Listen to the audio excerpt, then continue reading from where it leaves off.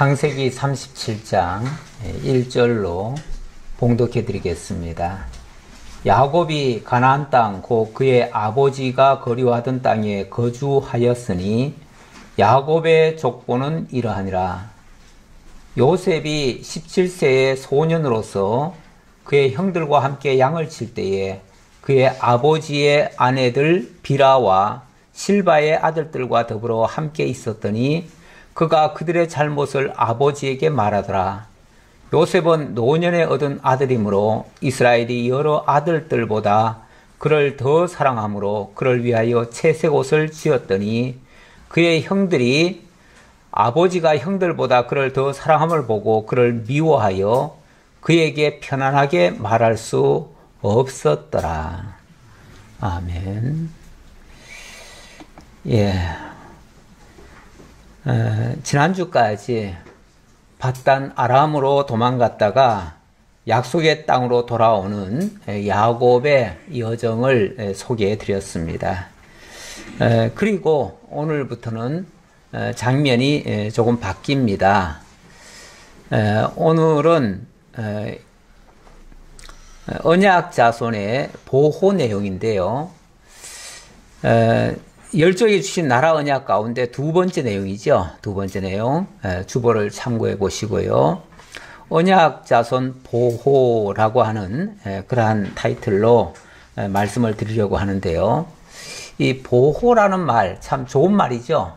좋은 말인데 이 보호라는 말이 나오게 되는 경위는 좋은 상태인데 보호가 필요할까요? 오히려 뭔가는 좋지 않은 상태, 위험한 상태, 또 고통스러운 상황, 이런 일이 있을 때에 보호라는 표현이 어울리죠.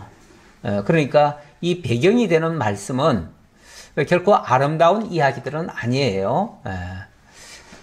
그래서 오히려 언약 자손들의 범죄 내용이 많이 소개가 되어집니다.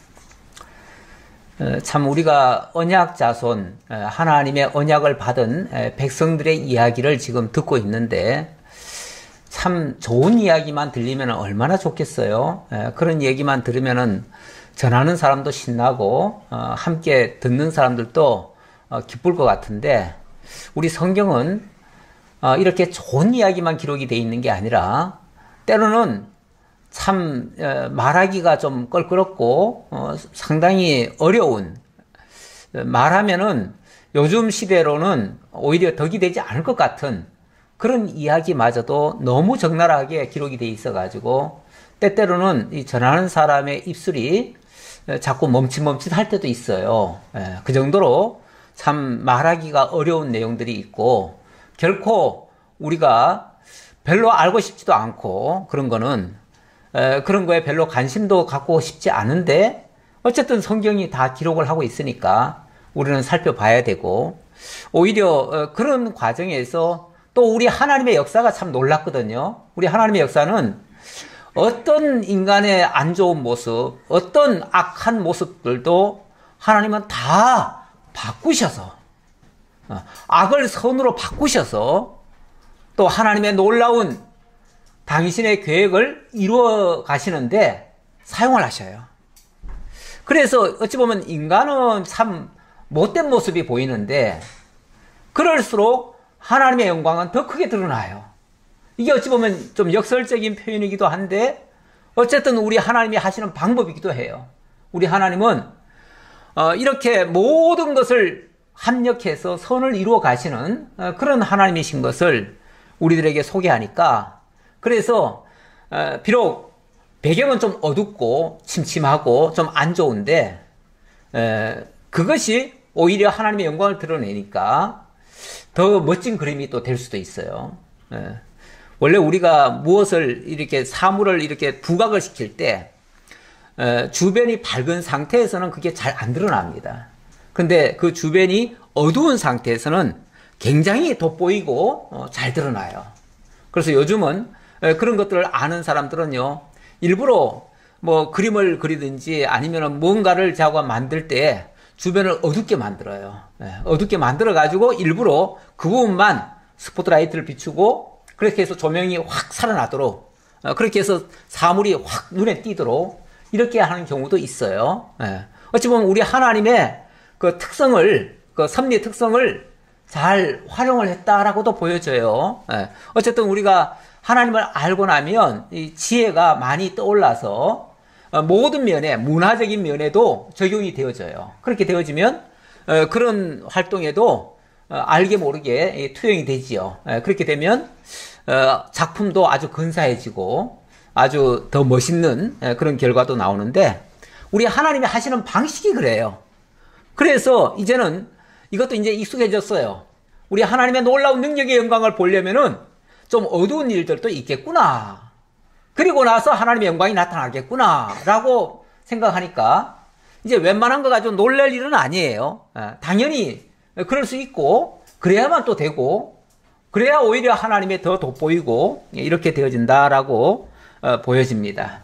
어쨌든 제가 지금 어두운 일들이 지금 일어날 거다라고 생각을 했는데, 말씀을 드렸는데,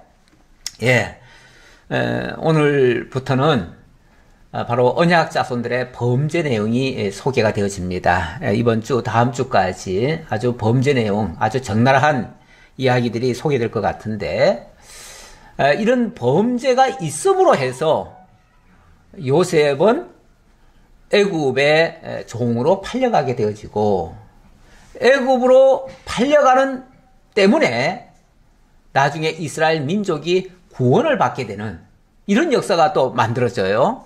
그리고 애굽에서의 역사가 또 있어야 되거든요. 거기서 왜냐하면 생육번성할 것이 하나님의 계획 속에 있었기 때문에 그래야 되는데, 이런 계기로 내려가게 되어져요. 그러면 결과적으로 보면 이게 이제 하나님의 아주 참 놀라운 어떤 계획 속에서 일어나는 일로 우리는 결론 지어줄 수 있어요. 그래서 이거 역시도 결국은 부정적인 모습 같은데 그 속에서 하나님의 영광을 드러내고, 이게 결국은 복음으로 승화가 되어지는 그런 결과가 만들어지죠.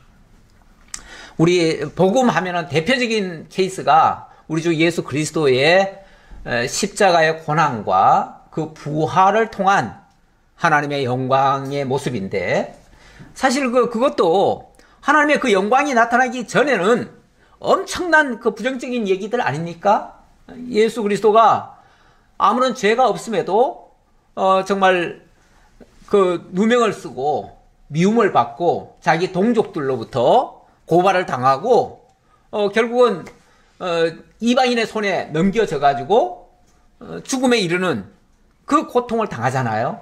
그런데 그게 오히려 하나님의 구원 역사, 자기 백성들을 건지기 위한 하나님의 구원 역사에 그 모든 일들이 동원이 되어지고 결과적으로는 하나님의 영광을 나타내는 결과가 되어졌다.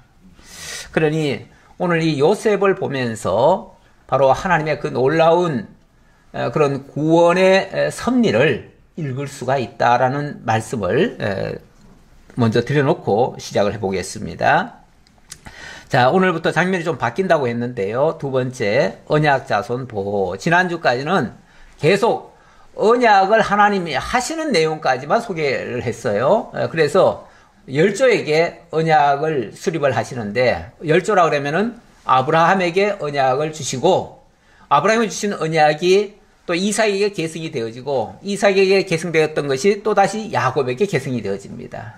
그렇게 해서 하나님의 특히 그 나라 언약, 이 언약이 확실하게 이렇게 규정되는 장면이 소개가 되었고요. 이제부터는 그것이 하나씩 이제 성취되어져 가는데, 성취되어질 때 인간이 하는 걸로 봐서는요, 절대 안 될 것 같아요. 절대. 인간은 도저히 하나님이 언약하신 것을 만약 그걸 명령으로 받는다면 인간이 그걸 수행을 해내야 되는데, 인간이 해낼 수 있는 의지나 능력이나 그런 어떤 힘이나 그런 것들이 전혀 없어요. 언약을 이루기는 고사하고 오히려 그 언약에 거슬리는 행동만 하게 되죠. 오늘도 대표적인 그런 모습들이 보이는데, 그 집안이 한마디로 오늘날로 말하면 쑥대밭이에요. 쑥대밭이에요. 그 형제들 간에 서로 미움부터 시작해가지고 미움, 시기, 질투 이런 것들이 결국은 형제를 죽이려고까지 했고, 죽이려다가 기껏 죽이기까지는 못하고 한 일이 결국은 팔아먹은 일이죠. 팔아먹었는데, 그러다 보니까 그렇게 팔림을 당한 자는 억울하게 정말 이방 땅까지 끌려가가지고 또 종살이를 해야 되고요. 또 누명을 써야 되고요. 그러다가 감옥까지 갇히게 되고요. 완전히 뭐 쑥대밭이 되는 거죠. 그리고 그것 때문에 또 거짓으로 또 이거를 팔아먹고는 죽었다고 또 보고를 해가지고 그 아버지는 일평생 또 슬퍼하게 만들고, 그래서 완전히 그 집안이 쑥대밭이 돼버리죠. 그런데 나중에 결과적으로 보니까 이게 그 백성을 구원하시기 위한 하나님의 섭리였다라는 것이 성경이 증거를 하고 있어요. 그래서 우리는 그까지를 내다보고 이 말씀을 보기 때문에 꼭 절망만은 하지 않습니다. 절망할 일은 아니에요. 이 사건도. 어쨌든 그러다 보니까 그 과정에 범죄한 자들도 또 그렇게 피해를 입은 자도 하나님의 보호라고 하는 것이 있어야 돼요. 있지 않으면은 그걸로 끝장입니다. 끝장인데 하나님의 보호하심이 있었고, 보호하심의 결과는 또 하나님의 그 반전의 역사가 만들어지고, 그걸 통해서 또 약속을 하시고 또 이루어 가셔요. 이런 내용이 이 언약자손 보호 이 타이틀 안에 함께 담겨져 있습니다. 이것이 어디까지냐면 창세기 50장까지의 내용입니다.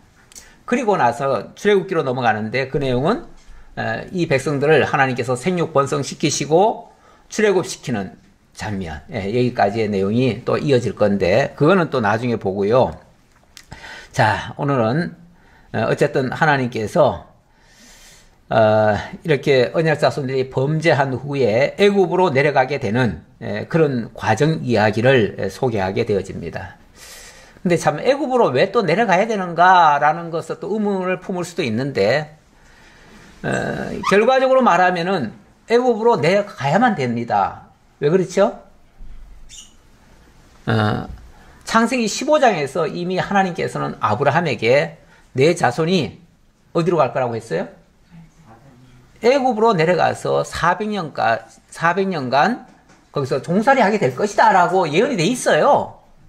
그러니까 하나님의 그 예언의 말씀, 하나님의 그 언약 가운데 있었던 그 말씀을 이루시려면 그런 과정이 있어야 되는 거예요. 이거 없으면 안 되는 거예요. 오히려 결과적으로 말하면 있어야 되는 거예요.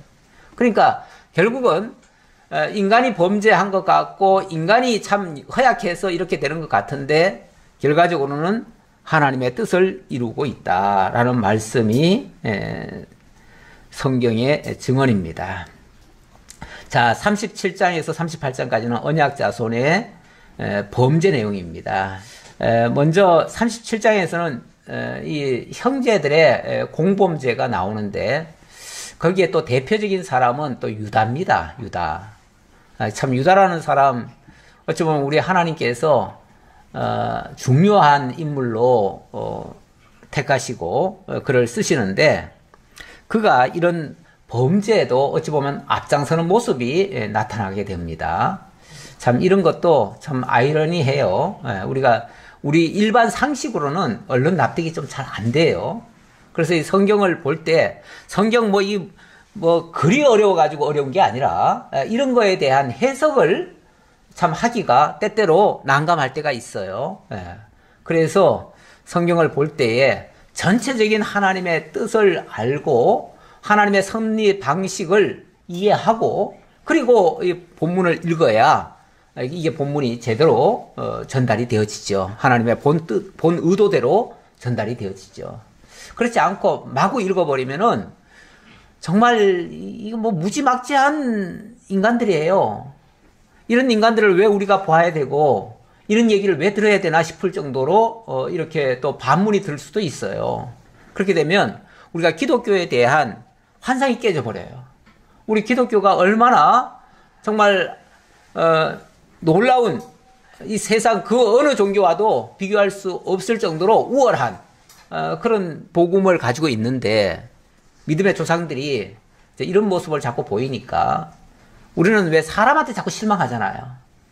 우리는 큰 거에는 실망 잘 안 해요. 그런데 작은 거에 실망 잘해요. 사소하게 나한테 조금 손해 끼치면 그거는 엄청나게 실망을 해요. 누구든지 다 그러지요. 큰 얘기는요, 그거는 너무 커가지고 우리가 감히 접근이 안 돼요. 그래서 그거는 그냥 포기하고 사소한 거, 인간적인 모습 이런 거에는 우리가 실망을 잘해요. 그런데 이런 것들도 그런 어떤 배경이 없이 보면은 오해할 수가 있다라는 말씀입니다. 자, 이거는 이제 형제들의 공범죄가 나오는데요. 죄 중에서도 혼자 어쩌다가 부지중에 저지르는 죄 같으면요, 그렇게 크게 안 다룹니다. 그런데 여럿이 모여가지고 함께 이렇게 하는 죄, 이런 죄는요 굉장히 크게 다룹니다. 세상에서도. 왜 사람들 간에 싸워도요, 둘이 이렇게 시비하다가 싸우는 거는요, 그거는 우발적인 싸움이라고 그래요. 우발적인 사고가 나도 우발적이라고 그래요. 그래서 우발적인 사고 같은 경우는 그렇게 벌을 크게 물리지 않습니다. 그런데 두세 사람이 한 사람을 향해서 공격을 한다든지 이렇게 되면요, 이거는 벌써 집단적인 그 행사고요. 그리고 한쪽은 일방적으로 당하는 거기 때문에 그거는 굉장히 벌이 커요. 그리고 사전에 이거는 치밀하게 계획했다라고 봐요. 그래서 계획 범죄 같은 거는요, 세상에서도 가중처벌을 합니다. 1절로 우선 4절에 보니까 그 배경 이야기를 좀 하네요. 야곱이 노년에 얻은 요셉을 더 사랑해서 채색 옷을 입혔다라고 소개하는 내용입니다. 야곱이 가나안 땅 곧 그의 아버지가 거류하던 땅에 거주하였으니 야곱의 족보는 이러하니라. 요셉이 17세의 소년으로서 그의 형들과 함께 양을 칠 때 그의 아버지의 아내들 비라와 실바의 아들들과 더불어 함께 있었더니 그가 그들의 잘못을 아버지에게 말하더라. 바로 요셉이 17살 되던 해를 얘기하는 거예요. 17살 됐을 때, 17살이면은 어느 정도는 뭐 자란 것 같기도 한데 다른 형제들에 비하면 아직은 어리다고 보고, 또 특히 이 부모의 눈에는 자식들이 좀 어려 보입니다. 특히 그것도 거의 막내급이잖아요. 막내급. 그렇죠? 이 요셉이 11번째 아들이거든요. 그리고 12번째가 베냐민이에요. 그러니까 아무래도 그 아버지의 눈에는요, 막내가 제일 어리게 느껴져요. 그러니까 아무래도 다른 형제들은 나가서 일하라 그러고요. 이제 너희들은 다 컸으니까 저 나가서 이제 양을 먹여라 그래 놓고 너는 그래도 내 곁에 있어라. 그래가지고 일을 시킬 때도 아무래도 막내라고 좀 더 봐준 것 같아요. 그리고 특히 채색 옷을 입혔대잖아요. 우리말로 하면 꽃가옷을 입혔어요. 꽃가옷을 입혔다는 거는 귀하게 했다는 거죠. 작업복을 입혀가지고 일을 내보내야 될 애를 갖다가 채색옷을 입혔으니까, 채색옷 입히면은 뭐 일하려고 해도 이거 뭐 먼지 묻는다고, 흙 묻는다고 하지 말라 이렇게 얘기하겠죠. 그만큼 애지중지했다는 얘기예요. 참 이거 뭐 별로 그렇게 잘한 행동은 아닌 것 같아요. 아버지 입장에서. 특히 자녀들을 보는 앞에서, 다른 형제들이 보는 앞에서 한 아들만 유난히 감싸고 돌면은 다른 형제들에게 당연히 미움거리가 될 수가 있습니다. 이거는 뭐 누구든지 그렇게 생각할 수 있어요.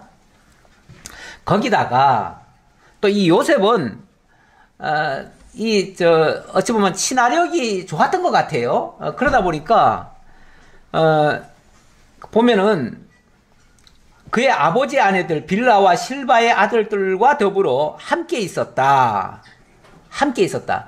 이 빌라와 실바는 아버지의 정실 부인이 아니고 그 부인들이 자식을 못 낳으니까 대신 주었던 그냥 시녀들이에요. 근데 원래 시녀라고 하는 이 신분은요, 옛날, 지금하고는 다르죠. 옛날 신분에서는 시녀는 그냥 몸종이잖아요. 몸종은 사실은 없는 자라 마찬가지예요. 그냥 그 주인에게 속한 사람이에요. 그러다 보니까 그 종은 그냥 종인 거예요. 이런 어떤 생각들을 사람들이 하고 있어요. 그래서 종은 아주 취급을 그렇게 제대로 대우를 못 받기도 하고요. 특히 그 종이 낳은 자녀들, 뭐 일종의 서자라고 해야겠죠. 그 서자들은 더더욱이 사실은 이렇게 대접을 못 받는 경우가 있어요. 그러다 보니까 어떤 면에서 형제들이 여럿이 있어도 이 종의 자녀들은 이렇게 벌써 차별을 둘 수가 있어요. 그런데 이 요셉은 그 차별을 별로 안 한 것 같아요. 그러니까 같이 그냥 어울리면서 잘 지냈어요. 근데 잘 지내는 게 꼭 좋은 것만이 있는 게 아니고 잘 지내다 보면은 허물없이 지내다 보니까 또 안 좋은 모습들도 보게 되죠. 안 좋은 모습들을 보게 되면 이 고지식한 요셉이 또 뭘 합니까? 아버지한테 가가지고 오늘 형들이 이런 일을 했어, 이런 일을 했어 얘기를 한 거예요. 그러니까 이게 결국은 고자질이 되잖아요. 고자질이 되면 그 형제들한테도 미움거리가 되는 거예요. 이래저래 그렇다고 뭐 요셉이 뭐 거짓말을 하거나 뭐 특별히 잘못하거나 그런 건 아니었지만 어쨌든 형제들이 봤을 때는 이거는 뭔가 굉장히 아주 한마디로 말해서 재수 없는 놈 이렇게 이제 비춰진 거죠. 저놈 때문에 우리가 받을 아버지의 사랑도 못 받고 어떨 때는 또 우리 약점을 또 얘기해가지고 우리 입장 난처하게 만들고 이러니까 이 은근히 미움거리가 된 거예요. 미운 자식이 돼버린 거예요. 어쩌면 아버지의 사랑을 받은 것이 형제들에게는 미움거리가 되어지는 그런 결과가 되어졌습니다.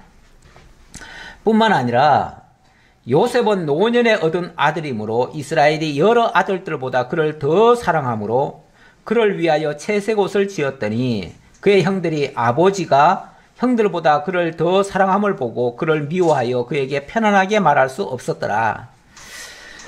원래 미워하면 말이 편안하게 나갑니까? 안 나가지요. 그 자식에 대해서는 같은 말을 하더라도 저 자식에 대해서는 말이 곱게 안 나가요. 그러니까 아마 매사에 불평불만스럽게 얘기를 했던 것 같아요. 짜증이 나오지요. 다른 형제들 입장에서 보면 또 그럴 만도 해요. 누구든지 차별은 사실 차별받고는 견디기 쉬운 일이 아니죠. 차별받으면 누구든지 다 화가 나고 그래서 화가 나면 또 말이 언사가 좋질 않아요.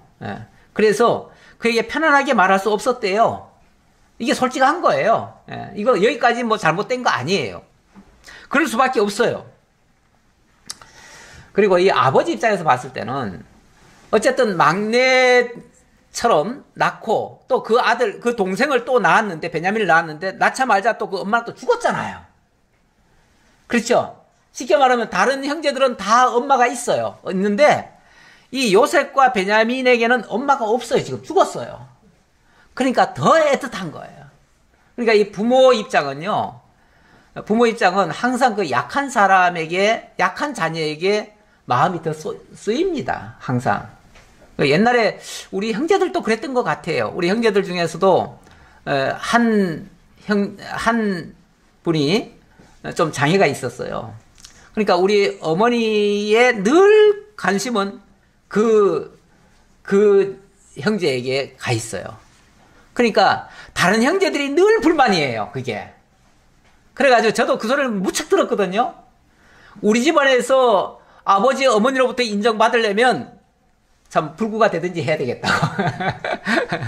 이 뭐 불구 아닌 자는 이거 뭐 인정도 못 받는다고 맨날 그걸 불평을 했어요. 근데 그 소리를 어려서 내가 많이 들었어요. 그게 아무래도 부모 입장에서는요, 아픈 손가락이에요. 아픈 손가락에 아무래도 신경이 많이 쓰이지요. 당연하게. 그러니까 이 자식은 더 귀하게 느끼는 거예요. 왜? 엄마도 없이 이렇게 지금 있는데 혹시 밖에 내놨다가 잘못되면 어떡하나. 그렇지 않아도 엄마도 죽었는데 아직 동생도 어리고 아무것도 의지할 것도 없는데 이게 마음이 더 쓰이죠. 쓰여요. 그건 뭐 어쩔 수가 없어요. 그거는 인지상정이에요. 자, 이런 상황이었다. 그런데 5절로부터 보니까 미운 놈은 꼭 미운 짓을 또 좀 하지요. 약간 느낌에 실제 나쁜 일은 아닌데 믿게 행동이 보이는 행동들이 나오지요. 또 같은 일이라도 좋은 사람들이 자기가 좋아하는 사람이 하는 일은요, 그건 흉이 아니에요. 근데 미워하는 자가 무슨 말을 한다든지 뭘 하면은 그건 다 믿게 보여요. 그러다 보니까 이 요셉이 또 어느 날은 꿈을 꾸었네요. 꿈을 꾸고는 그 꿈 얘기를 또 형제들에게 좀 어찌 보면 좀 철이 없다고 해야 되나요? 아직까지 아직 좀 어린 거는 사실인 것 같아요. 그러니까 이런 말들도 그냥 하는 거죠. 그 꿈 이야기를 했다가 형제들에게 더 미움을 받게 되는 계기가 되어집니다. 5절입니다. 요셉이 꿈을 꾸고 자기 형들에게 말하며 그들이 그를 더욱 미워하였더라. 꿈 얘기하는 바람에 완전히 더 그냥 그동안에 조금 남았던 그 정마저 다 떨어졌나 봐요. 그러다 보니까 더욱 미워하게 됐대요. 요셉이 그들에게 이르되 청하건대 내가 꾼 꿈을 들으시오. 내 얘기 좀 들어보세요 하고서 얘기를 한 거예요. 우리가 밭에서 곡식단을 묶더니 내 단은 일어서고 당신들의 단은 내 단을 둘러서서 절하더이다. 그의 형들이 그에게 이르되 네가 참으로 우리의 왕이 되겠느냐? 참으로 우리를 다스리게 되겠느냐? 하고 그의 꿈과 그의 말로 말미암아 그를 더욱 미워하더니 이거는 끓는 불에다가 기름을 얹었다고 해야 되나요? 더 화를 나게 만드는 일이 됐습니다. 그것도 내용을 들어보니까 아주 불쾌하기 짝이 없어요. 왜냐하면 모든 형제들의 단이 다 저를 향해서 다 절하던데요. 이런 꿈을 얘기했어요. 뭐 요셉이야 자기가 꿈을 꾼 그대로 그냥 얘기를 한 것뿐이에요. 뭐 거기다 거짓을 보탰거나 자기가 뭘 더 보탠 거 하나도 없어요. 그냥 있는 그대로 얘기했을 뿐이에요. 그런데 있는 그대로가 정직함이 왠지 불편한 사람들도 있지요. 있어요. 틀림없이. 그러다 보니까 이 다른 형제들은 엄청 이게 불편했던 거예요. 뭐? 너한테 우리들이 다 절을 하더라고? 절을 한다는 말은 결국 네가 우리 위에 앉는다는 얘기고 그럼 네가 우리의 왕이라도 된단 말이냐? 네가 왕이 되고 우리는 그 앞에 다 무릎 꿇게 된다는 얘기야? 네가 우리를 다스린단 말이야? 아니 제일 막내가 우리를 다스린다고? 이런 건방진 놈이 이렇게 이제 나오겠죠.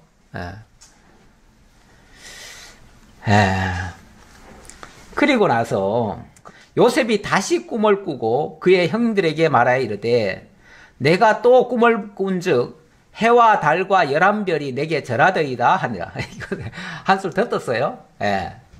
이번에는 또 조금 다른 꿈인데 이번은 해와 달과 별들까지도 전부 다 나한테 절하던데요. 해와 달과 별들, 뭐 별은 뭐 11별이라고 했으니까 다른 형제들이라고 치고 해와 달이라고 하는 것은 어찌 보면은 상징적으로 말하면은 아버지와 어머니를 얘기하는 거 아니겠어요? 아버지와 어머니까지도 결국은 모든 부모까지도 다 절하던데요. 그러면 자기가 뭐가 된다는 얘기예요? 진짜 왕자리에 올라간다는 얘기처럼 들리잖아요. 어쨌든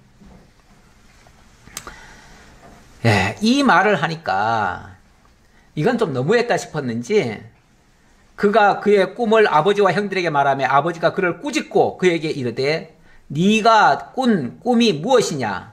나와 너의 어머니와 너의 형들이 참으로 가서 땅에 엎드려 네게 절하겠느냐? 그 말도 안 되는 소리를 네가 하고 앉았느냐? 그 얘기죠. 그러면서 좀 야단을 쳤어요. 야단을 쳤어요. 그렇죠. 아버지가 들어도 이거는 아주 괘씸한 얘기일 수 있어요. 이건 말도 안 되는 지금 표현을 하고 있어요. 그런데 11절에 보니까 그의 형들은 시기하되 그의 아버지는 그 말을 간직해 두었더라. 그래도 이 아버지는 하나님과 교통하는 사람이잖아요. 어쨌든 그러다 보니까 이 꿈이 연거푸 2번이나 이런 꿈이 꾸어졌다고 하는 거는 자기도 꿈을 통해서 하나님을 만나고 하나님의 어떤 계시를 받은 적이 있잖아요. 그러니까 이 꿈이 아무래도 심상치 않은 꿈이다 라고 생각을 한 거예요. 그리고 이걸 통해서 하나님이 이 아이에게 뭔가를 보여준 거다 이렇게 생각을 한 거예요. 그래서 다른 형제들은 그냥 시시시거리면서 막 시기가 났어요. 화가 나고 이런 놈은 죽여야 돼, 없애야 돼, 막 이럴 정도로 미워하게 됐는데 이 아버지는 꾸짖기는 했지만 또 한편으로 생각하니까 이거는 하나님께서 이 아이에게 뭔가를 하실 계획이 있구나 라고 그걸 마음에 간직해 두었대요. 이게 중요하죠. 마음에 간직해 두었다는 거. 여기 이제 꿈 얘기가 나오는데요. 이 꿈 때문에 이 요셉이 큰 꿈을 꾸어가지고 결국은 이 꿈대로 되지 않았느냐. 그러니까 우리도 큰 꿈을 꾸면, 꿈을 좀 기왕 꾸는 꿈, 좀 크게 꾸면, 그럼 나중에 우리도 큰 사람 될 수 있다. 크게 성공할 수 있다. 그러니까 우리는 꿈을 크게 꾸자. 이렇게 또 주장하시는 분들이 있어요. 있는데, 좀 냉철하게 이 부분을 보시고요. 요셉이 이 꿈을 꾼 겁니까? 아니면 하나님이 꾸게 하신 겁니까? 저는 그 부분을 좀 강조하고 싶어요. 요셉이 자기가 꾼 게 아니에요. 자기가 꾼 게 아니고 하나님이 꿈속에서 그걸 보여주신 거예요. 그러니까 이거는 우리가 계획하고 우리가 원해가지고 바라던 그런 꿈이 아니에요. 그런 꿈이 아니고 하나님이 당신의 계획을, 당신의 뜻을 꿈이라고 하는 방식을 통해서 보여주신 거예요. 그래서 이거는 하나님의 계시예요. 계시의 한 수단이에요. 이 계시라고 하는 거는 하나님이 자기를 보여주시는 방식 중에 과거에는 꿈과 환상과 또 이 사자를 통해서 이렇게 여러 가지 방식으로 보여주셨어요. 보여주셨는데 이것이 특별 계시가 완료되기 전에는 그런 일들이 흔했어요. 사실은 계속 있었어요. 여기 사건뿐이 아니라 이런 일들이 앞으로도 여러 번 나올 거예요. 그런데 이것이 하나님께서 성경을 기록하는 그 저자를 통해서 보여주시고 그것을 성경으로 기록하게 한 이후부터는 더 이상 이런 꿈과 환상을 통해서 계시하는 것이 아니고 이제는 기록된 말씀, 그래서 거기서 더 넘어서지도 못하게 하시고 거기도 빼지도 못하게 하시고 이 기록된 말씀 외에 다른 계시는 없다라고 하시면서 하나님께서 계시 완료, 계시 종료를 하셨어요. 특별 계시 종료죠. 그러니까 일반 계시는 계속 있어요. 일반 계시는 계속 있는데 특별 계시는 종료가 됐어요. 그래서 특별 계시 이후에는 더 이상 꿈과 환상과 이상 뭐 이런 것들을 이제는 추구해서도 안 되고요. 하나님이 그런 방식으로 더 이상 우리에게 계시하지 않아요. 그게 이제 성경의 가르침이에요. 그래서 우리는 그런 원칙에 따라서 구약 성경에 나오는 꿈이라고 하는 것은 하나님의 특별 계시로 받는 거예요. 받고 신약의 시대에 와서는 이제 그 계시의 완료를 선언하셨어요. 그래서 이제 신약 시대를 살고 있는 우리들은 예수님 특별 계시 주후 100년 그 이후부터는 더 이상 이런 꿈과 이런 것들을 믿지 않습니다. 설령 그런 게 이제 있더라도 그거는 개인의 어떤 체험이나 개인의 경험에서 그치지 그걸 객관화시켜가지고 진리처럼 받아들이질 않아요. 그래서 지금은 그런 거를 추구하는 자체가 오히려 위험합니다. 하나님이 특별 계시를 주셨는데 또 다른 계시를 추구하면은 결국 이 특별 계시를 무시하는 결과가 되고 이 특별 계시를 따르지 않고 엉뚱한 걸 따르다 보면은 이거는 오히려 넘어갈 수가 있으니까 하나님의 계시 밖으로 넘어갈 수가 있으니까 그래서 이거는 위험해서 이제 더 이상은 다른 계시는 이제 없습니다. 다른 계시는 없다라고 이제 선을 해버립니다. 예. 그래서 여기 꿈은 야곱이 큰 꿈을 꾼 게 아니고 하나님이 꿈이라고 하는 방식을 통해서 당신의 뜻을 계시해 주신 것이다. 이거는 미래에 그렇게 되어질 것을 알려주신 거예요. 그게 확실히 하나님의 계시라고 하는 것은 나중에 이대로 되잖아요. 그렇죠? 돼요. 되기 때문에 이거는 하나님의 특별 계시가 틀림없어요. 이건 요셉이 자기가 지금 계획한 게 전혀 아니에요. 자기는 전혀 몰라요. 이걸 얼마나 몰랐는지 이게 지금 무슨 뜻인지도 모르고 지금 얘기하는 것 뿐이에요. 자기는 그냥 꿈 꿨으니까 꿈 얘기했을 뿐이에요, 그냥. 자, 이렇게 형들은 이 사건으로 인해서 완전히 시기로 발전이 됐어요. 처음에는 미움이었는데 미움이 시기로 발전이 됐어요. 그 시기는 결국은 질투는 결국은 살인으로 이어져요. 살인으로. 이게 성경의 가르침이에요. 예. 성경은 그래서 우리 예수님께서도 그 미움에서부터 출발해가지고 결국 시기 질투로 가가지고 결국은 살인으로까지 이어진다라는 것을 얘기를 해서 그래서 아예 미워하지도 말라. 미워하는 것부터가 뭐라고 그래요? 이미 살인하였느니라 이렇게 나와요. 예, 성경은 그렇게 얘기를 하고 있어요. 그러니까 미워하면은 이미 살인한 거나 다를 바가 없을 정도로 그렇게 발전이 되어진다라는 뜻이죠. 자, 12절입니다. 그의 형들이 세겜에 가서 아버지의 양떼를 칠 때에 이거는 이제 한참 후의 이야기겠죠. 이 성경은 바로바로 연결되어 있어도 이 한 단락과 단락 사이에는요 간극이 있습니다. 그래서 그런 걸 감안해서 들으셔야 됩니다. 이스라엘이 요셉에게 이르되 너의 형들이 세겜에서 양을 치지 아니하느냐 너를 그들에게로 보내리라.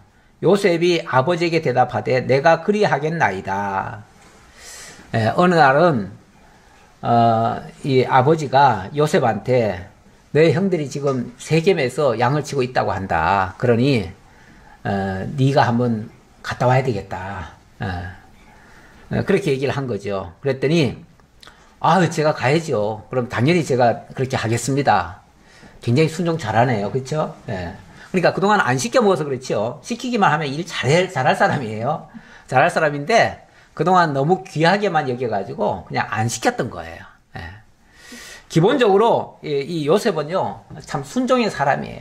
순종하는 사람인데 정말 그 꿈도 가감없이 했고 모든 것이 이 순종하고 정직한 이런 사람이 또 다른 사람들한테는 미움을 받을 확률이 또 높아요. 세상에서도 가만히 보면요 너무 정직한 사람들은요 이 사실을 얘기를 안 할 수가 없어가지고 괜히 얘기해가지고 그것 때문에 사람들한테 미움받는 경우가 종종 있어요.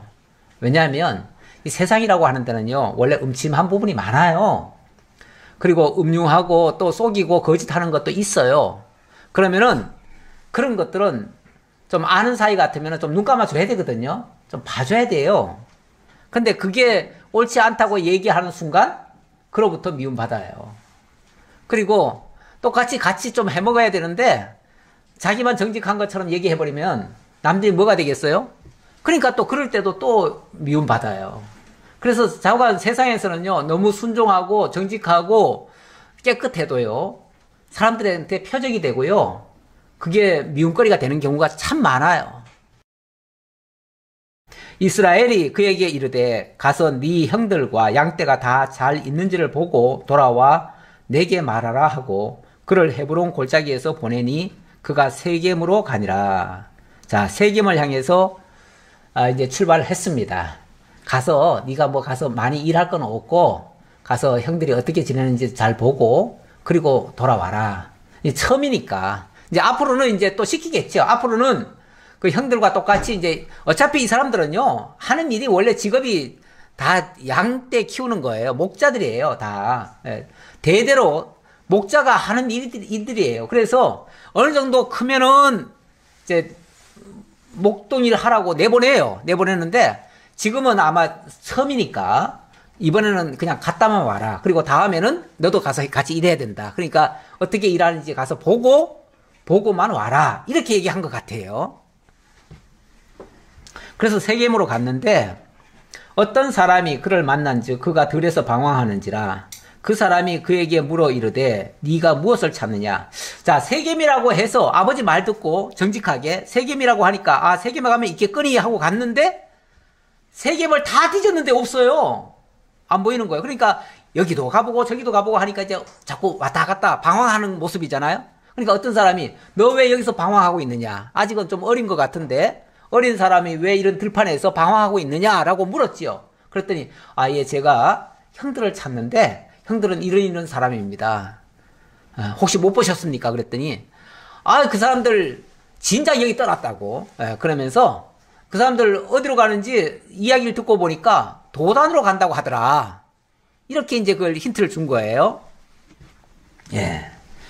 그래서 그가 이르되 내가 내 형들을 찾아오니 청하건대 그들이 양치는 곳을 내게 가르쳐 주소서. 그 사람이 이르되 그들이 여기서 떠났느니라. 내가 그들의 말을 들으니 도단으로 가자 하니라. 요셉이 그의 형들의 뒤를 따라가서 도단에서 그들을 만나니라. 그 사람 말이 맞았어요. 진짜 도단을 가보니까 거기에 있는 거예요. 사실은 이 세겜까지 갔다 와라 했으니까 세겜은 그렇게 먼 길은 아닌데 도단까지 갔으면 훨씬 더 멀리 갔겠죠. 아마 처음 가는 사람이고 자기 몸을 사리는 사람 같으면은 거기 갔는데 없던데요 하고서 올 거예요 아마. 그렇죠? 없던데요 하고 올 텐데 그게 아니고 거기까지 기어코 찾아가서 형들을 만나고 옵니다. 이거 보면 이 요셉은 굉장히 그 사명감에 충실한 사람이에요. 자기가 맡은 일은 아주 끝까지 해내는 사람이에요. 이거는 이제 나중에 요셉이 나중에 종으로 팔려가서 그가 하는 일을 보면은 알 수가 있어요. 이 사람은 대충 일을 그냥 끝내는 사람이 아니에요. 자기가 맡은 일은 철두철미하게 해요. 오죽하면은 감옥에서도 그래서 총으로 뽑히잖아요. 제일 일 잘한다고 인정받았지요. 그만큼 성실하고 자기 책임을 잘 감당하는 그런 사람이었습니다. 요셉이 그들에게 가까이 오기 전에 그들이 요셉을 멀리서 보고 죽이기를 꾀하여 서로 이르되 꿈꾸는 자가 오는도다. 자, 그를 죽여 한 구덩이에 던지고 우리가 말하기를 악한 짐승이 그를 잡아먹었다 하자. 그의 꿈이 어떻게 되는지를 우리가 볼 것이니라 하는지라. 요셉이 도단에 있는 형들을 만나니까 저만큼 이제 봤겠죠. 보는데 이 요셉은 얼마나 반갑겠어요. 찾아서 물어서 여기까지 와가지고 찾았으니까 얼마나 반갑겠어요. 그래서 형님 하고서 아마 불렀을 텐데 이 형들은 그 동생을 보자마자 생각한 것이 저 꿈꾸는 자가 우리한테 오는구나. 저 꿈꾸는 놈이 뭐 잘하고 좋게 얘기했겠어요? 저 꿈꾸는 놈이 저 꿈쟁이가 우리한테 오는구나 라고 하면서 엄청나게 정말 속에서 분을 가지고 이야기를 하는 거죠. 그러면서 그 다음 하는 말이 자, 그를 죽여 한 구덩이에 던지고 우리가 말하기를 악한 짐승이 그를 잡아먹었다 하자. 이게 지금 혼자 말일까요? 함께 하는 말일까요? 이신점심이에요. 같은 생각이에요. 물론 한 사람이 말을 했겠지요. 한 사람이 말을 했겠지만 거기에 모두가 다 동의를 한 거예요. 그러니까 그 중에 그래도 루벤은 그것 좀 너무하다라고 생각을 했는지 루벤이 듣고 요셉을 그들의 손에서 구원하려 하여 이르되 우리가 그의 생명은 해치지 말자. 루벤이 또 그들에게 이르되 피를 흘리지 말라. 그를 광야 그 구덩이에 던지고 손을 그에게 대지 말라 하니 이는 그가 요셉을 그들의 손에서 구출하여 그의 아버지에게로 돌려보내려 함이었더라. 그러니까 일단은 앞에서 뭐라고 그랬습니까? 자, 저 꼼쟁이를 잡아서 웅덩이에 집어넣어가지고 그를 죽이자까지 갔잖아요. 갔는데 이 루벤은 당장 죽여서 던지는 건 아니고 죽여서 던지지 말고 먼저 집어넣자 그 말이죠. 먼저 집어넣고 나중에 상황 봐서 죽이자. 일단 그렇게 얘기를 한 거예요. 왜냐면은 일단 가만히 형들이 얘기하는 걸 보니까, 다른 형제들이 얘기하는 거 보니까 전부 다 죽이자는데 다 동의를 하고 있어요. 또 감옥에 웅덩이에 집어넣자는 것도 다 동의하고 있어요.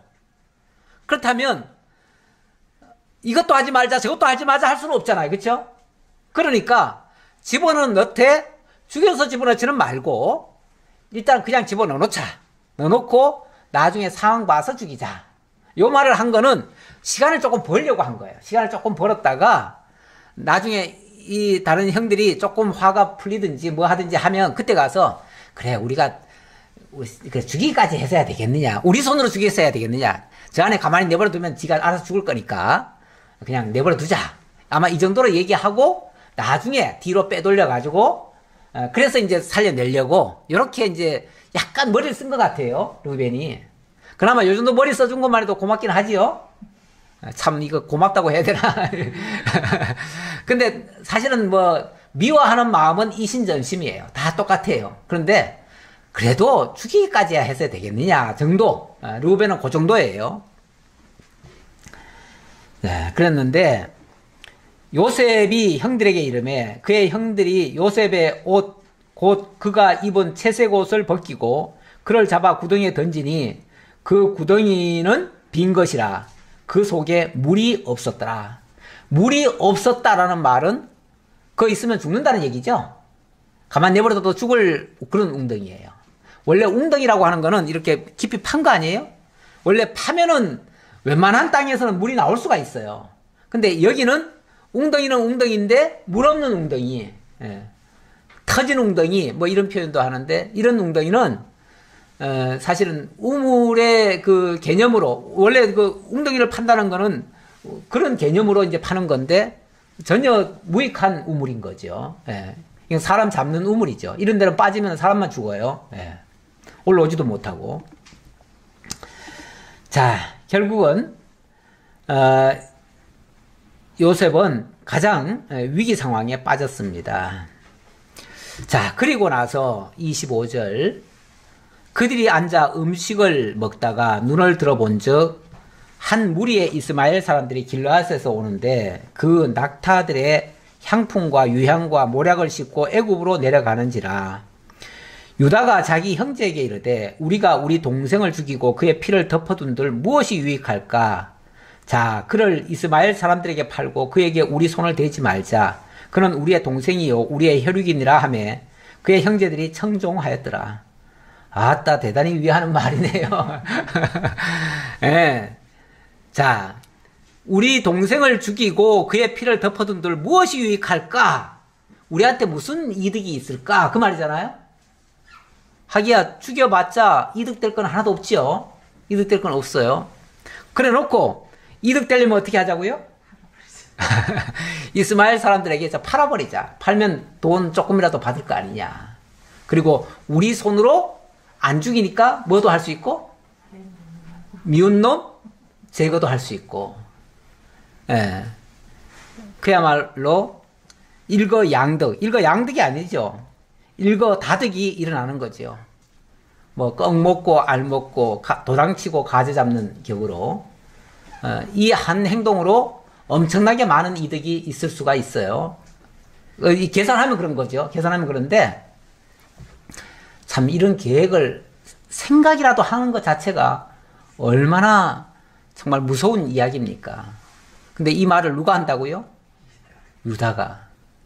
모르겠어요. 여기도 루벤처럼 나중에 이렇게 얘기해놓고 나중에 가다가 살짝 되돌려가지고 돈 도로 주고 다 찾아오려고 그랬나? 그렇게 했는지는 모르겠는데 나중에 그 말은 없는 거 보니까 그렇게까지는 한 것 같지는 않아요. 그렇게까지 한 것 같지는 않은데 좌우간 여기까지 가면 이제 갈 대로 다 간 겁니다. 이 형제들은 정말 구제불능인 사람들이에요. 이런 사람들이 참 믿음의 조상이라는 게 우리는 이거 참 자랑할 수도 없고 참 말하기도 어려운 그런 내용입니다. 그런데 그때 미디안 사람 상인들이 지나가고 있는지라 형들이 요셉을 구덩이에서 끌어올리고 은 20에 그를 이스마엘 사람들에게 팔매 그 상인들이 요셉을 데리고 애굽으로 갔더라. 그때 미디안 사람 상인들이 또 지나가고 있었대요. 그러니까 먼저는 이스마엘 사람들이 지나갔고 그 다음에는 또 미디안 사람들이 지나갔는데 일단은 그 흥정은 이스마엘 사람들한테 한 것 같아요. 근데 이스마엘 사람들이 또 그거를 미디안 사람들한테 또 넘긴 것 같아요. 원래 장사꾼들도 이득만 되면 또 팔아 넘기잖아요, 계속. 원래 장사라고 하는 거는요, 자꾸 넘겨야 돼요. 넘겨야 이득이 나오니까. 그래서 쉽게 말하면 소매상이 소매상한테 넘겼다고 해야 되나? 이렇게 또 넘긴 거예요. 그래가지고 결국은 미디안 사람에 의해서 어디 갑니까? 애굽으로 내려가게 돼요. 참 무서운 얘기인데요. 결국 형제들이 은 20개의 형제를 팔아버리고 그 형제는 이방인의 손에 들려져서 정말 죽으러 가는 그런 장면이 소개가 됩니다. 그런데 요런 패턴, 요런 이제 형식이 뭐 같은가요? 바로 우리 주님의 팔리는 모습. 우리 주님이 팔리죠? 팔리는데 누구한테 팔려요? 자기 동족한테 팔려요. 동족이 이방인에게 넘겨요. 그래서 참 이름도 어떻게 또 같은 또 유다네요. 가룟 유다가 파는데 이 동족이 어쨌든 형제를 이방인의 손에 넘겨요. 예수님 같은 경우는 헤롯에게 넘겼죠. 근데 헤롯이 또 헤롯에게 넘겼나요? 또 이제 빌라도에게 넘기죠. 대제사장에게 넘겼다가 대제사장이 빌라도에게 넘기죠.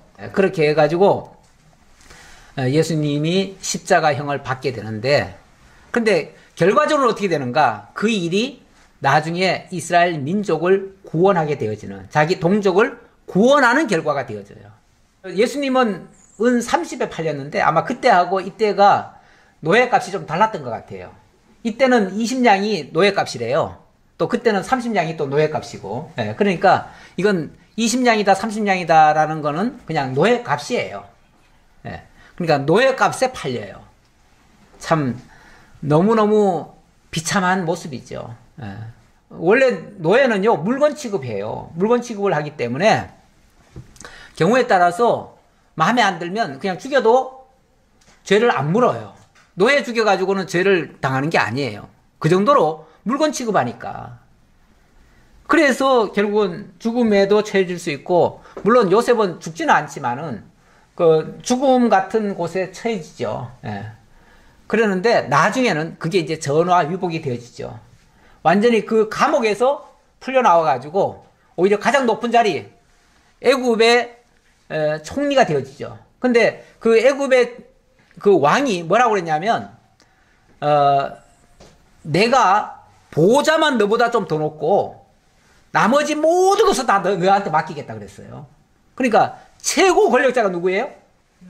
요셉이 돼버리는 거죠.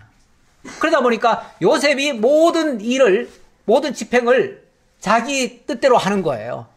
그래가지고 그 당시에 그 기근에 처했던 애굽을 구원할 뿐만 아니라 가나안 땅에 있던 이스라엘 민족들까지도 들어왔을 때 그들을 다 살리게 되어지죠. 그러면서 나중에 요셉이 고백을 합니다. 형들이 이제 벌벌 떨잖아요. 그 동생이 총리가 됐다는 걸 알고 이제 우린 죽었구나 하고서 벌벌 떨고 있을 때 형들한테 형들 두려워하지 마세요. 당신들이 나를 여기 보냈다라고 해서 두려워하지 마세요. 당신들이 보낸 게 아니고 하나님이 당신들을 구원하기 위해서 나를 먼저 이곳에 보냈습니다. 그 창세기 50장 20절에 그렇게 얘기를 합니다. 그러면서 하나님이 당신들을 구원하려고 나를 먼저 보내신 거니까, 그리고 하나님은 그 모든 악을 선으로 바꾸셔서 역사하신 거니까 오히려 하나님께 영광 돌리시고 두려워하지는 마세요. 진짜 사랑으로 그 모든 것을 다 감싸주는, 세상에 자기를 다 죽이려고 했던, 자기를 죽었던 그런 자들을 용서하는 그 사랑. 우리 주님께서 십자가에 못 박히러 가실 때에 그 예루살렘을 향해서 기도하시죠. 그 형제들을 위해서 기도하시죠. 기도하실 때 그 장면을 보면 아버지여 저들을 용서하십시오. 저들은 자기가 지금 무슨 짓을 하는지도 모릅니다. 모르고 저런 짓을 합니다. 하지만 이것이 하나님의 영광을 나타내는 일이기에 저는 이것을 기쁨으로 이걸 맞이합니다. 하면서 당신은 그것을 그냥 받아들이죠. 그리고 그 일을 통해서 진짜 이스라엘 민족을 구원하는 구원주가 되시는 거죠. 이렇게 되실 것에 대한 하나의 모형과 그림자적인 사건이 되어집니다. 네, 오늘은 여기까지 살펴보도록 하겠습니다. 기도하겠습니다. 우리 하나님의 역사, 사람의 생각대로 되어지는 것이 아니고 세상의 모든 것들을 다 합력해서 하나님의 뜻을 이루어 가시는 하나님의 특별한 섭리임을 오늘도 말씀을 통해서 확인했습니다. 세상에 일어났던 모든 부정적인 일들도 결국은 하나님의 선한 뜻을 이루기 위한 하나님의 특별한 섭리였다는 것을 기억하고 우리도 이 세상에 살면서 그 어떤 일을 만나든지 두려워하지 아니하고 그것 때문에 걱정 근심하지 아니하고 오히려 믿음으로 승화하고 또 하나님께 감사 찬송 영광 돌릴 수 있는 그런 성숙된 신앙의 사람들이 다 될 수 있도록 인도해 주옵소서. 감사드렸고 예수님의 이름으로 기도하옵나이다. 아멘.